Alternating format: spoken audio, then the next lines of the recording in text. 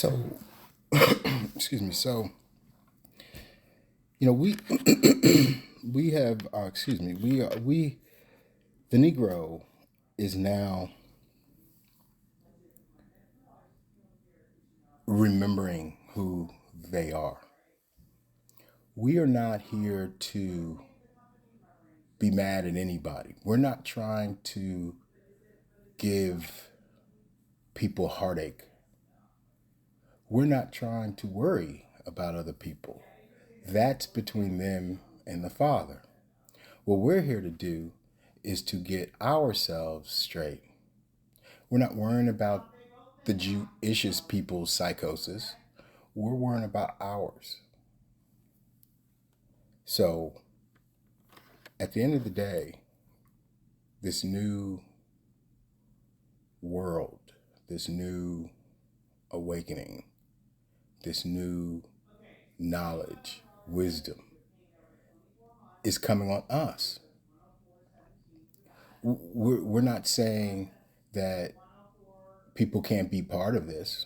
Sure, they can. I mean, we're not trying to ostracize anybody, but right now we're trying to sort ourselves out. We're trying to make ourselves correct. And we're doing that by showing ourselves approved. And this anti-Semitic thing and this dismissive thing, that's okay. But that's not our job. We're not here to worry about that.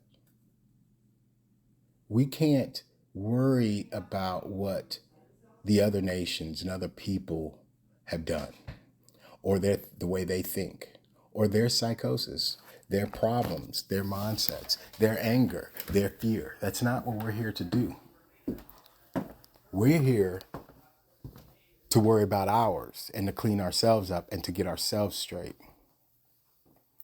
When the majority of us Negroes were in Christianity and that fellow Jesus had blue eyes and blonde hair, dirty blonde hair, black hair, whatever, and he was white and pale, we loved him like a brother. We loved him. We didn't have any problems with him. But the people who looked like him had problems with us. So then we considered other places. We had our brother Islam over there talking about, hey man, man, that Christianity, that's white man's religion. And we considered it. Well, there's some truth in that because these people who look like him, even though we love him, those people that look like him, they don't like us. They don't love us. So maybe it is something over here too, Ishmael. Let me go over here and deal with Muhammad. Well, nothing's changed. Nothing changed for us. Just like nothing changed for us when we were following white Jesus. Nothing changed for us when we were following white Muhammad. Went over there to Buddha. Nothing changed for us when it went to when we were following white Buddha.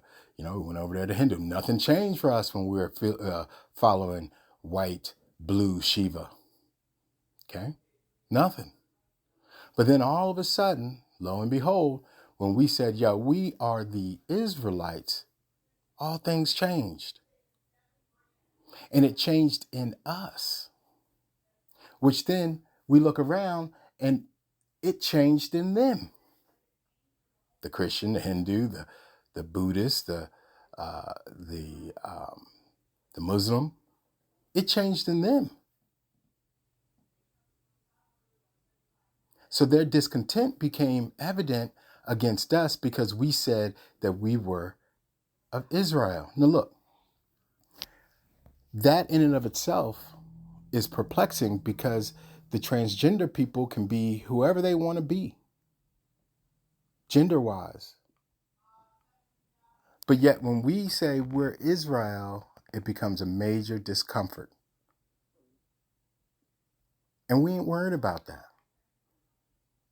We're not worried about their discomfort because they were never worried about ours. Matter of fact, all of them were the driving force behind our discomfort. And we've sat back and endured and persevered, something that none of them have done. I'm not worrying about their 5 to 12 years of killing themselves. I'm not worrying about their infighting. I'm not worrying about their dropping bombs on themselves and blowing up their places. I'm talking about the psychological PTSD of degradation. None of them went through that. No, not one. And so now here, after the great awakening eclipse, these things are resonating hardcore within us. Things are flying back into our remembrance. We're using critical thinking. We're taking stands.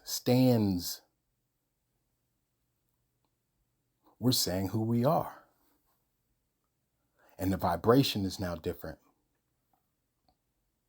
People would need to either get on the ship or not.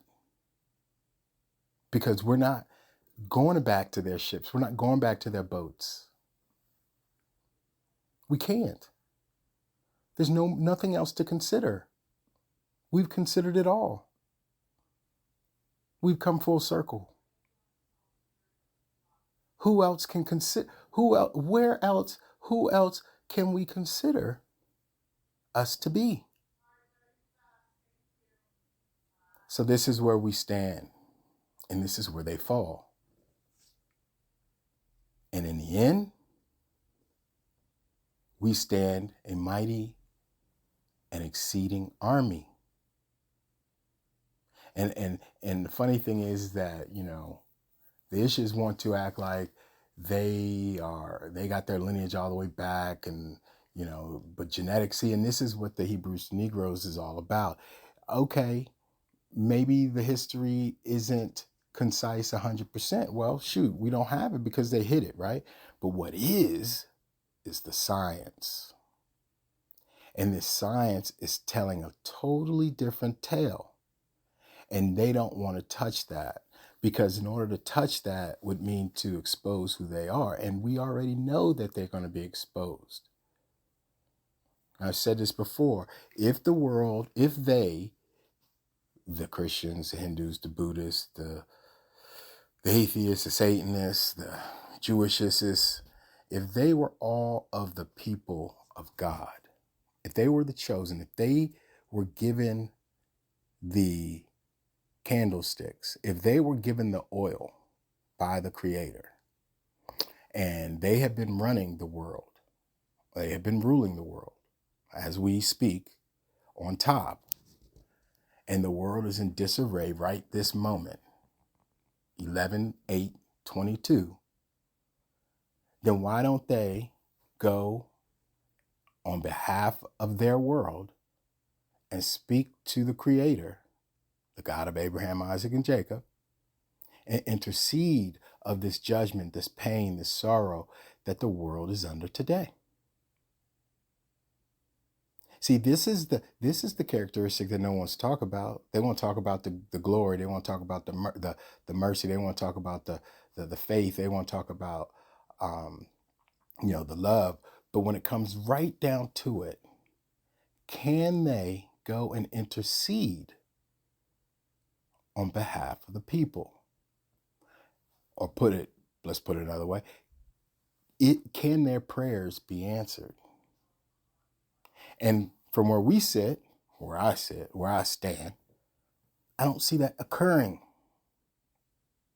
I see it had occurred, and what did they do? They bastardized that with prosperity gospel. They bastardized that with we're the small hats. They bastardized that with we're the sheiks, we're the rabbis, we're the imams, we're the whatever. At the whole time, they've oppressed people. They've subjugated the poor. They've raped the women, the girls, the men, the boys. They put the entire world under perpetual slavery.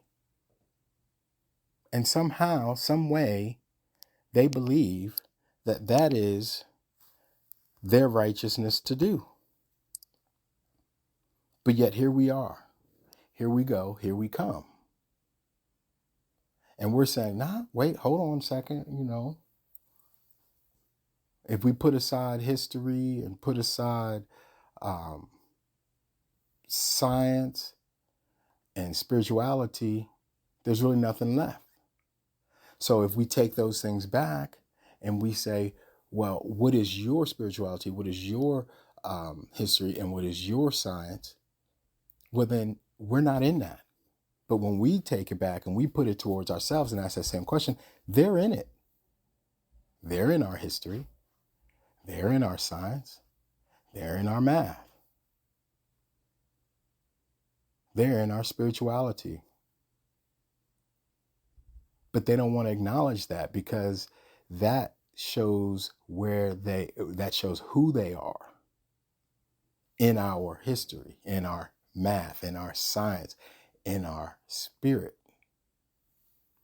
And this is their confounding right now, the confounding of the confusion of faces.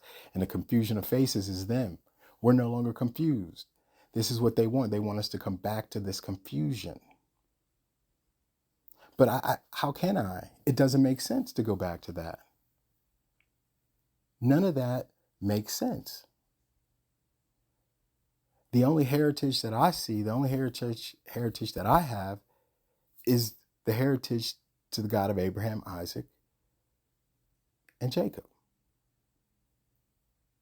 And they go, well, well, see, I don't have to do that anymore. I can now say, you just need to go and check out H2N. You just need to go check that out. Have you seen this? No, I haven't. Well, we don't really have anything to talk about. And that's not to say that that's the end all, but that could be, and that is the beginning. Now that conversation's out. Now we have a standard documentation that we can go to and say, have you done your due diligence? Because before it'd be like, oh, I don't know, and then we have to go through the Bible, we have to do this, we have to go through here, we got to go through the history, we got to go through all these books and give it to them, all for them to dismiss it. Now we don't even have to do that. Now we can just say, have you read Hebrews and Negroes? Have you watched the movie Hebrews and Negroes? See, that's how the Most High works. He made it really simple. He said, okay, everybody's going to dismiss my people. So here's what I'm going to do. I'm going to make sure that this comes out in the 7th year from the time that it was made. Here we are. It's 2015, 2022. In the year of completion after the Shemitah, after the eclipses, after Pluto, after I have put all the stars in the sky, after I have cleaned up a lot of my people, now I'm going to have them have the ability to say, have you considered my people? And they're going to be like, I don't know. I don't really know. I can't really consider that because, everybody white, over in Israel, everybody white, white. And he's going to say, okay. But have you considered my people? And they're going to continue to go back and forth. And then at the end, he's going to say, okay, all right, fine, no problem. Y'all just come on over here to this valley of Jehoshaphat. And there, I'll plead with you for my people, for my heritage, and for y'all pardon my land. And they're going to be like, okay, then, because in their mind, pleading is, oh, he's going to be pleading, he's going to plead. He can go there, and little do they know, because they don't deal with definitions, their own wordplay. And this is the funny, their wordplay, their spell casting has now been flipped. So now we get to use these words. We get to use their words, their spell casting back on them. That's why all of this is happening right now. This is why it all has come to a head. This is why no one has anywhere else to go. Where can you go other than to fight? To say, if I say, well, I'm an Israelite. No, you're not. You're black. Well, okay, that's fair enough. That's what you believe. That's fine. I'm not arguing with you. That's not going to deter me from who I am. Oh my God.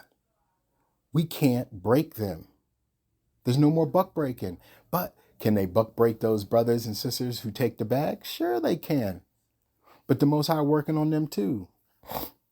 Because he know our people need to have people who we worship and idolize here on this planet that look like us to say the truth.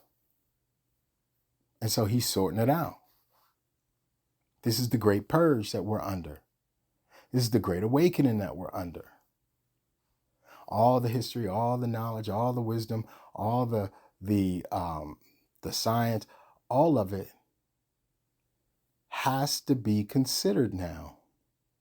That one is the greatest news for Israel, but that too is the amazing feeling and an amazing thing. It is amazing times that we're in and that we're able to see. So the frustration and the vexing, it subsides. But it'll be back because the nations are going to be vexed. So we have to go through our vexing. We have to get all of that out of us so that we can understand that at this time, this moment, this place, it's our turn. It's us. Matter of fact, it's always been us. These Gentiles and these heathen have mucked up the waters, muddied it up, pooed in it, bathed in it, drank it. I mean, done everything to pollute themselves and us and our lands. And the Most High know that they've done a great deed against us. And he knows that it's going to be hard for his people to come up out of. But he said that he's going to heal us. He's going to take our pain away. But we just have to endure it for but a little time. And when time comes for us to stand on his word and his truth, we got to do that now. We shouldn't be scared. That's what he said. He's going to make Jacob not be scared. And if you're not scared, then that means you're confident. So our confidence, especially our men, is growing. I can feel it. I can see it. Our sisters are strong. They're there. They're confident. They're confident because their men are confident. The men are confident that the sisters are confident. The nation is confident. And we're off. We're off the plantation. However, there are plenty of other people, 2/3 of us, or I should say 1/3 of our people, and 1/3 of their people to equate to 2/3 of the population are not going to consider. But that's okay because that's their problem. That's between them and the Most High. We are not here to teach them. We are here to sharpen ourselves, our own brethren, our own sisters, give information, knowledge, and wisdom to each other now. The time of us helping the nations understand who we are is done, been done, gone. So we're all in this together. We all understand. That's what this H2N is all about, giving us the opportunity to say, hey, when people come at us about anything, hey, have you read or watched H2N? And if they say no, then there's really nothing else to talk about. And I'll be honest, I haven't read the book, nor have I watched the movie. But back in 2015, I was involved in his build up to this. I knew about it. I've been tracking him. I've been following him. I've been watching his knowledge, his understanding. I don't agree with all of it, but what I agree with is the fact that he knows that we Israel. I mean, that's the bottom line agreement. And based on that and his fundamental facts and his fundamental knowledge and science that he brought to the table, whoa, cat. And I was saying that back then. I was like, yo, scientifically, we're dominant genetically. How is it that these recessive people think that they are dominant over us? It befuddled my mind, but I had to get on with it, and I did. But now the science is out. The cat is out the bag. Pandora's box is open. They can't put it back in. Now it questions them. These people can't, like, genetically, they cannot be the original. They can be through conversion, but genetically, they cannot be the original. Why would the Creator create a people, a recessive people, and make them his people? That's not how this works. Nowhere in Scripture does it say that. We weren't the biggest, we weren't the greatest, we weren't the brightest, but he made us that. So what they're saying is that they weren't the greatest, they weren't the biggest, they weren't the brightest, but then he made them recessive. See, that's an oxymoron. It doesn't make sense. All of everything else is going to shake out here soon. It's going to shake out where the land is, who the actual people, who the actual tribes are. All of that stuff's going to be shooken out when the Most High gives us that understanding, when we come back to full enlightenment, full. And the rest of it doesn't matter. It's not going to matter. It's just like in Goshen. We were in Goshen while Egypt was burning. We were doing our thing, enjoying ourselves. We playing spades while they were over there getting put to the sword. That's what is about to happen again. And not one time did our brothers in Goshen go, I wonder I feel bad for the Egyptians. No. They didn't do that until after, when they were, ninjas. You know how ninjas are. Oh, my feet hurt. I just need some water. I just need some food. I don't want this. I don't want this manna. I just want some of them. I just want some of that that good Egyptian food, that rice and that curry.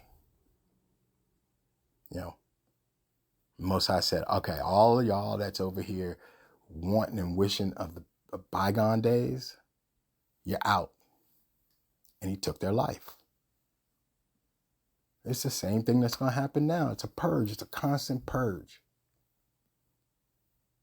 And we're at the end. And if people, especially the other nations, can't see it, then they are on their own. They're on their own. Matter of fact, they're on their own now. We don't have anything to do with that. That's why this is a beautiful thing, a beautiful time for us. Might not be for them, but that's not our problem. We ain't worrying about their psychosis. That's what they had us do. We had to worry about everybody else's psychosis, how they felt and what they thought. And that's how they had us. They had us trapped in this cycle of psychosis, because we were taking on their psychosis. And we already were under a psychosis. We were in our PTSD, and they were adding their PTSD to us so that they can live happily ever after. But now we've kicked off their PTSD. No, we don't want nothing to do with it. That's y'all's issue, not our issue. You got to take that out with the Father. That's between you and God. That's between you and your Jesus. We ain't got nothing to do with that. We're dealing with us. We're taking care of us. We are getting from up under the addiction of the nations. And the Most High knows it's going to be, I don't even remember what is that? When you come off of a strong addiction, you got to go through, I don't know why I want to say menopause, but that wasn't it. We got to go through, I can't remember the word, but you're going to have to go through it. And that's what the Most High putting us through now. We're getting off of it. He's weaning us off of that. That heroin of nations, that nation heroin. That nation crack.